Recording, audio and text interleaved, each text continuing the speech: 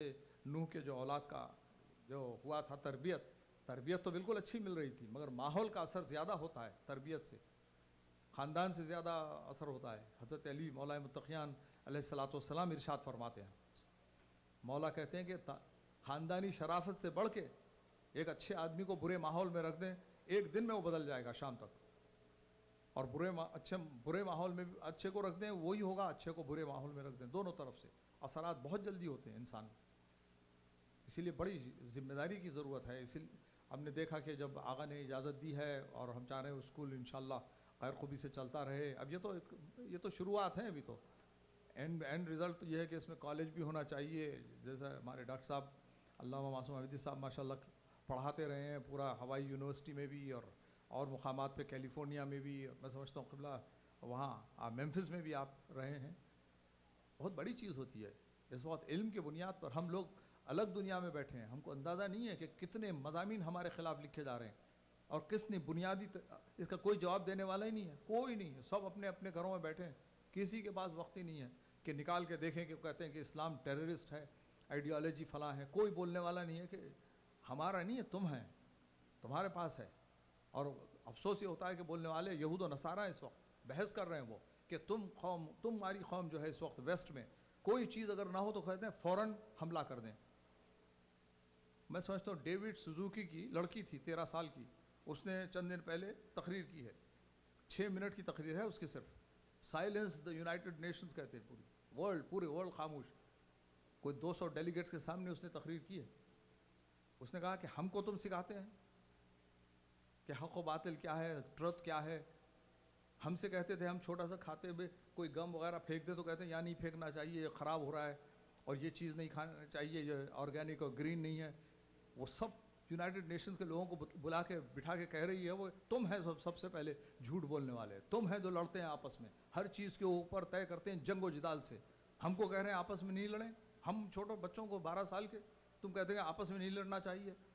तुम पढ़े लिखे जो बैठे हैं कितना लड़ते हैं आपस में। हर मुल्क एक दूसरे पे हमला करता है। खामोश कर दिया, वो कुछ कह नहीं सक रहे हैं बेचारे, सब एक दूसरे की सूरत देख रहे थे। आखिर पे थालियां बजाना पड़ा मजबूर होकर उनको। उसने कहा कि अब हमसे नहीं कहना चाहिए कि आपस में नहीं लड़ें और हक बोलते रहें, सब झूठ तुम बोलते हैं, जितने वर्ल्ड लीडर्स हैं सब झूठ बोलते हैं। वो पूरा खामोश कर दिया। सब एक दूसरे को देखते हैं कि ये क्या बुला के मुसीबत में फंसे। 6 मिनट में उसकी तकरीर है उसकी, आप जाके देखें इंटरनेट पे, the girl who silence the world for 6 minutes. पूरा तफसील से कहा ओजोन लेयर तुम ख़त्म कर रहे हैं और हमसे कहते हैं कि वेस्ट नहीं करें, ये चीज़ ख़राब नहीं करें। तो वो चीज़ जो हो रही है, ये जो मसला क्या है कि ये आइंदा आने वाली नस्लों के ऊपर होगा। अब ये जो हम वबाएँ बलाएँ जो देख रहे हैं, इसके अगर आप जाके देखें तो मुसलसिल एक पैटर्न चल रहा है। सुनामी का हुआ, फिर कैटरीना का हुआ, फिर उसके बाद सैलाब हुए, इसके अंदर टोर्नेडोज़ आने लगे। ये पूरा एक सिलसिला है और ये बहुत आगे की तरफ जा रहा है। जो आखिरी ज़माने की निशानी है वो चीज़ों में से है, जब हमारे अक़वाल में है कि इमाम अलैहिस्सलाम के साथ जो लोग रहेंगे, इमाम ज़माना हज़रत इमाम महदी अलैहिस्सलाम के साथ, तो हाथ में उनके इंस्ट्रूमेंट्स होंगे, बल्कि हाथ में भी नहीं है, हाथ से कहा, हाथ में ये काबिलियत रहेगी कि वो पूरे शहर का टेम्परेचर बदल देंगे। इस वक्त पेटेंट लिए जा चुके हैं इसके ऊपर, किस तरीके से हम यहाँ की फ़िज़ा बदल सकते हैं, किस तरीके से हम सैलाब ला सकते हैं, किसी तरीके से हम यानी बाकायदा वो कह रहे हैं कि न्यूक्लियर माइनर डिवाइसेस से पूरी ज़मीन को हिला सकते हैं जहाँ चाहे हम। पेटेंट लिए हुए हैं इस पर। इस वक्त अमेरिकन ऑफिस से पेटेंट लिया, सिलसिले से लिया है कि कैसे हम सीस्मिक वेव्स ला सकते हैं लोगों को परेशान करने के लिए। तो ये चीज़ें हो रही हैं, यानी बड़ी तेज़ी से इस तरफ आ रहा है। गुज़िश्ता मरतबा मैं शायद बताया कि वो इनविजिबल इंक आ चुकी है इस वक्त। इनविजिबल इंक है बच्चों को जो लगाते हैं नौमौलूद को, वो कह रहे हैं कि हम वो नहीं लगाएंगे जो बैंड लगाया करते थे, और वो नहीं रहेगा, अब इनविजिबल इंक होगी। उससे मालूम हो जाएगा कि कौन किसका बच्चा है।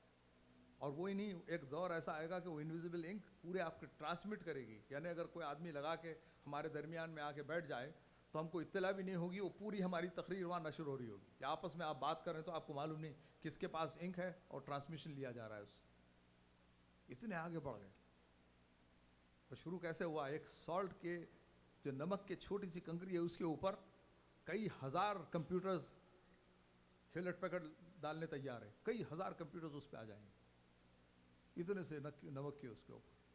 تو اب ہمارے پاس جو معجزات سمجھتے تھے ہم کہ یہاں پر انسان کی پیشانی میں سب لکھا ہوا ہے، اس کا کیا کیا کرنے والا ہے، کیا قسمت ہے، تو بہت بڑی جگہ ہے پیشانی، بہت بڑی جگہ ہے وہ تو اب خاندان کا بھی شاید لکھا ہوا ہو اس میں، صرف انسان کا نہیں بلکہ خاندان کے کیا روابط ہیں، کس سے کیا تعلق ہے، وہ تک آ سکتا ہے، اتنی بڑی جگہ ہے وہ.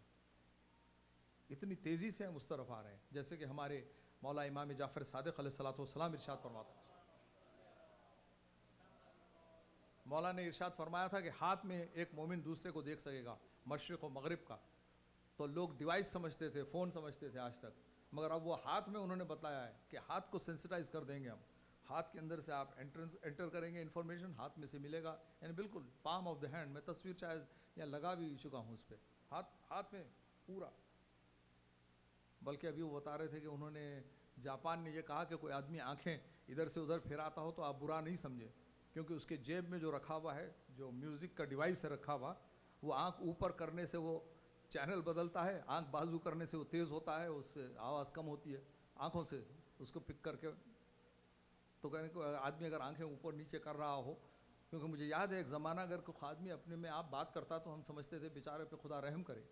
اب تو زیادہ تر لوگ اپنے میں آپ بات کرتے ہیں، وہ یہاں لگا ہوا ہے یا کہیں لگا ہوا ہے، خود ہی پھرتا ہے وہاں پہ، سب پریشان ہوتا ہے کہ بیچارے کو کیا حال ہے، کیوں پریشانی ہے. ایسے خود بخود بات کیے جا رہا ہے، پھر رہا ہے ادھر سے ادھر تک. پہلے تو ہم سمجھتے کچھ خدا یعنی کیا ہو گیا نہیں معلوم، بیچاروں کو خود بات کرتے ہیں آپس میں. تو اب تو ایک دم آپ کو نظر آتے ہیں کوئی بات کیے جا رہے ہیں، ہنس بھی رہے ہیں. تو پہلے تو مشکل ہوتی ہے کہ کیا ہوا ہے وہ. اب معلوم ہوتا ہے کہ وہ ڈیوائس لگی ہوئی ہے ان کی. اتنے ایڈوانس ہوتا جا رہی ہے دنیا، اور یہ ہمارے پاس اس سے فائدہ اٹھانے کی ضرورت ہے. اس میں ہمارے بچوں کو اور آئندہ آنے والی نسلوں کو اس میں تیار کرنے کی ضرورت ہے. تو اسی لیے وہ انشاءاللہ کوشش وہی ہو رہی ہے اسکول کی، اور جیسے کہ اس سے پہلے بھی کئی مرتبہ ہوا ہے. تو بس دعا کریں آپ کہ یہ کام ہو جائے. بہت بڑی چیز ہے ہمارے ہر ایک کے لیے. بلکہ کچھ غلط فہمیاں ہیں لوگوں میں، تو میں نے کہا کہ نہیں، یہ تو انٹیریو کریکولم کے ذریعے پڑھایا جاتا ہے، یہ تو دینیات وغیرہ تو آپ کو فرنج بینیفٹس میں مل رہی ہے ساتھ ساتھ جو ہوتا ہے. مگر یعنی اس وقت اس کی بڑی ذمہ داری ہے کہ ہمارے آئندہ آنے والی نسلوں کو اسپیشل ٹریننگ اور اس کی ٹیوٹرنگ کی اور اس کی ضرورت ہو.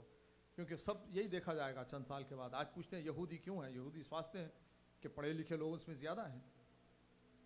50 سال آج سے 10 سال پہلے آیا تھا اخبار میں کہ ایک زمانہ تھا ٹورنٹو میں، بیچ کے اوپر لکھا ہوا ہوتا تھا Jews and dogs not allowed. اور آج کسی نے کہا کہ آج کون سا ہاسپٹل ہے جس کا ہیڈ آف دا ڈپارٹمنٹ یہودی نہیں ہے. تو انہوں نے پڑھا کر لکھا کر آگے لا کر اس موقف پہنچا دیا. آج ان کی قوم کہاں پوری دنیا کو کنٹرول کرنا کیا ہے. چند لوگ ہیں، مگر ان میں ایک چیز ہے کہ جس طریقے سے وہ کہتے ہیں اپنے بچوں کو سب سے 1.5 گھنٹہ اور زیادہ پڑھاتے ہیں. جو ان کا اسکول ہوتا ہے اس میں 1-1.5 گھنٹہ اور زیادہ پڑھاتے ہیں. تو بچہ کیا کرتا ہے گھر جا کر، تو اسی میں پڑھا کر اس میں ذہنی طور پہ ان کو تیار کر کے آگے بڑھاتے ہیں.